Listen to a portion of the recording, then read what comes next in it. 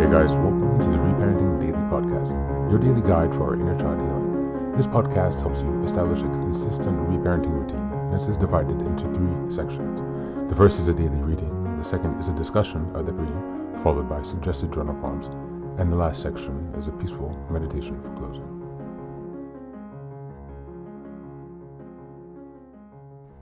Good morning, good afternoon, and good evening from whenever and wherever you're joining us. I'm so glad that you're here to continue on this journey of self-expansion and growth. If this is your first time here, welcome. Now, before we dive in, I'd like to congratulate everyone on our 500th episode of Reparenting Daily. That's correct, 500 days, back-to-back, every day, of episodes for reparenting yourself, your inner child. Podcast that gives you support, encouragement, consistent place to go to establish your daily routine, because reparenting is about consistency. Working with the subconscious mind is all about consistent effort. And so I'd like to thank you all for being here with me on this journey so far. I really appreciate all of the support that I've had so far, and I look forward to continuing on this journey. Now, I'd like to take a few more announcements. If you're new here, or if you've been around, you might know that we have a Reparenting Daily journal, and that journal is structured along the year, and every month there's a theme, and every week is a sub-theme that corresponds to the monthly theme. This is the structure of the podcast that gives our reparenting program an overall direction and something to really build on. So you can go ahead and find that on Amazon. If you'd like to join us, you can find the link in the show notes or also on the website. I'd like to add also that we have a Patreon community. We had some issues with that over the summer. I've been quite sick, but I've now just got that up and running. And what I've decided to do now is to make my Zoom calls and the community free. So we have 3 weekly meetings that we have on Zoom calls to discuss different topics. So the first is book club meeting. The second meeting that we have on, this one is on Monday. The second one that we have is on Wednesday. And this is a open topic discussion. And then on Friday, we have a group meditation and discussions on other topics as they come up. And so since everyone is having a hard time these days, I decided to make that free, just to, share something with the people in the community, because I know that many people are struggling and can't afford extra expenses. So for this time, you can now join the Patreon for free. If you'd like to support the podcast, you can also choose a pay subscription, or you can also purchase the journal. I'd also like to announce that I've been reworking the Reparenting Fairy Tales for Reparenting series. This is a collection of a 3-volume series of fairy tales, so fairy tales for reparenting, and they're organized along the hero's journey. Basically, I've rewritten those in the springtime, and I found out that when I was doing some rewriting and also changing the graphics, that some of the content in the books have been a bit messed up. And so for now, they are still available on Amazon, but I have to do a lot of revision. Unfortunately, I've burned my eyes, guys, so I'm still out on sick leave from work, and so I'm very limited. I have some people helping me with the editing, but it takes a lot of work because we're about 3 different volumes of this collection, so it takes a lot of time. And so I will go ahead and give you a heads up once those are in good order again, but please don't order those on Amazon right now, because they're not ready, and they make it really difficult to pause something. You have to restart uploading a whole new product, and so that's why I cannot take them down now. Then I'd have to start the entire process again, which is really a headache. And so we're in that situation. But you know what it is, we got the products out. There are some tweaks to be made. It's a really great collection. It's a really fun way to look into reparenting, to reconnecting with your inner child, to look at these stories. You might think, oh, fairy tales are childish, but actually, if you look into the history of the Grimm's fairy tales, I mean, these things don't end positively. I mean, there are so many fairy tales with so many lessons, that really connect to our collective unconsciousness. Why are fairy tales important? I'm not the first one to raise this. This goes back to the work of Carl Jung and Marie-Louise von Franz, who understood the importance of the messages that fairy tales carry. And that's why this project has really been one of the most inspiring and fun and creative projects that I've ever worked on myself. And I'm really excited to get those done. Definitely will have that done by the end of the year. But it does take some extra work, so please do give me some time and understanding there. This first intro is a bit longer, and I'll be redoing that, but I just wanted to give a special introduction for our 500th episode, and just also to give you a bit of an update on everything else that's going on now that I'm making some changes, including making the Patreon communities and Zoom calls free, since we are now reaching that 500th episode, and people are really struggling and needing some help out there. So for now, that is all going to be free. You can check out the link to the Patreon on the website or on social media. There's a link tree there on the Instagram page. And yeah, thanks for being here. So without further ado, now let's dive into today's practice. Today's reading is from Emotional Intelligence by Daniel Goleman. Just as a reminder, we are in September and the theme is Emotional Intelligence. We're in week 1, which is September 1st until the 7th. And the theme this week is Understanding Emotional Intelligence. Today, we're going to be reading from the section, What is Emotion? It's in Appendix A. A word about what I refer to under the rubric emotion, a term whose precise meaning psychologists and philosophers have argued over for more than a century. In its most literal sense, the Oxford English Dictionary defines emotion as any agitation or disturbance of mind, feeling, passion, any vehement or excited mental state. I take emotion to refer to a feeling and its distinctive thoughts, psychological and biological states, and range of possibilities to act. There are hundreds of emotions, along with their blends, variations, mutations, and nuances. Indeed, there are many more subtleties of emotion than we would have words for. Researchers continue to argue over precisely which emotions can be considered primary. The red, blue, and yellow of feeling from which all blends come, or even if there are such primary emotions at all. Some theorists propose basic families, though not all agree on them.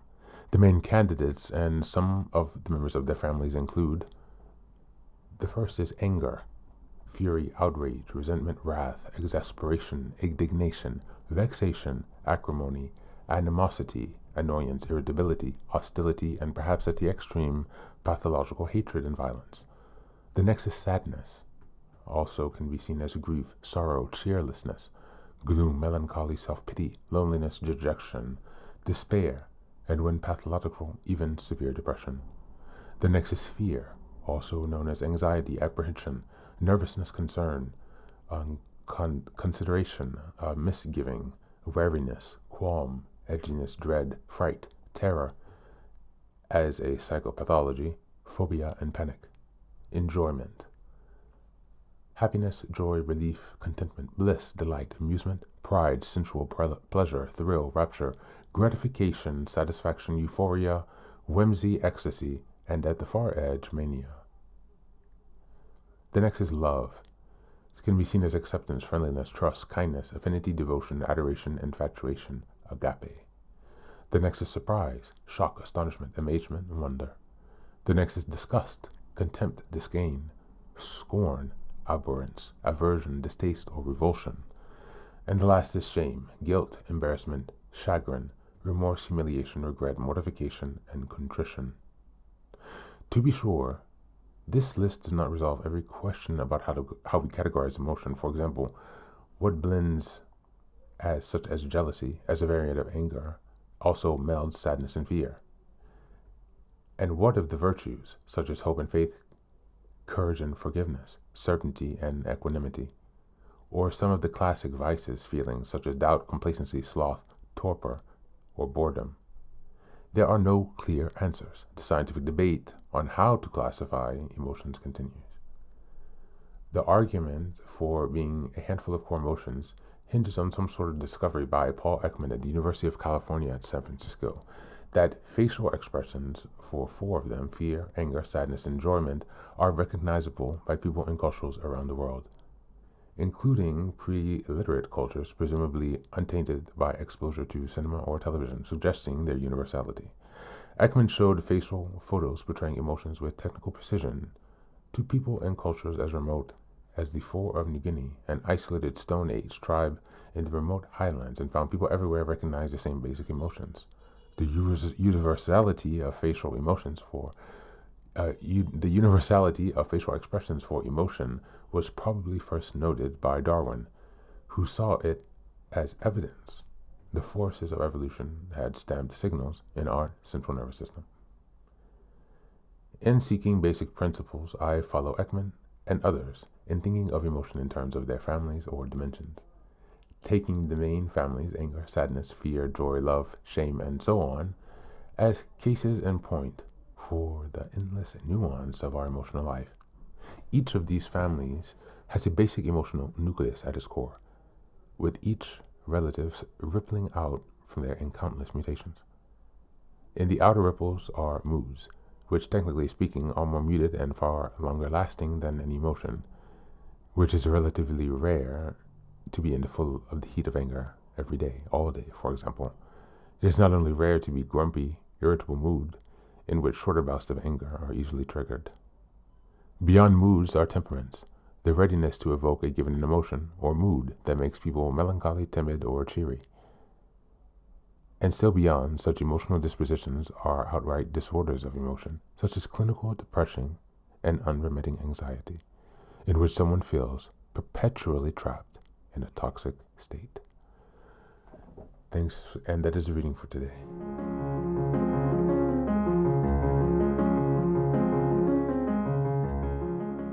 Today's reading, What is Emotion?, deepens our September theme of emotional intelligence by exploring the very foundations of EQ, by understanding first what emotions are and how they work. Emotions are not just passing feelings. They are complex experiences made of thoughts, bodily reactions, and urges to act. The reading highlights that while there may be universal families of emotions like anger, sadness, fear, enjoyment, love, and shame, each of these branches into countless subtle variations. For example, anger can range from irritation to rage, and sadness from loneliness to despair. Recognizing the complexity helps us build that self-awareness necessary to navigate our inner world with greater clarity and compassion. For week one's theme of understanding emotional intelligence, this reading shows why naming and categorizing an emotion matters. When we can identify whether we're feeling annoyed versus resentful, or lonely versus dejected, we gain power over how to respond. Emotional literacy, being able to accurately label our emotions, is the first step towards emotional regulation. Without it, we risk being swept into moods or temperaments that shape our lives unconsciously. By noticing the nuances of our emotions, we can catch them before they spiral into deeper states and begin to reparent ourselves by giving each feeling the attention and care and boundaries it deserves. As we go into the journal prompts today, number one, what family of emotions, anger, sadness, enjoyment, fear, love, surprise, disgust, shame, tends to dominate my daily experience, and how does it shape my life? Number two, what subtle differences do I notice when I compare two related emotions I often feel? Example, anxiety versus dread, or guilt versus shame. And number three, how might becoming more precise and naming my emotions help me feel more in control of my reactions and my choices? That's it for today. As always, thanks for being here. Take care of yourself, and please do be well.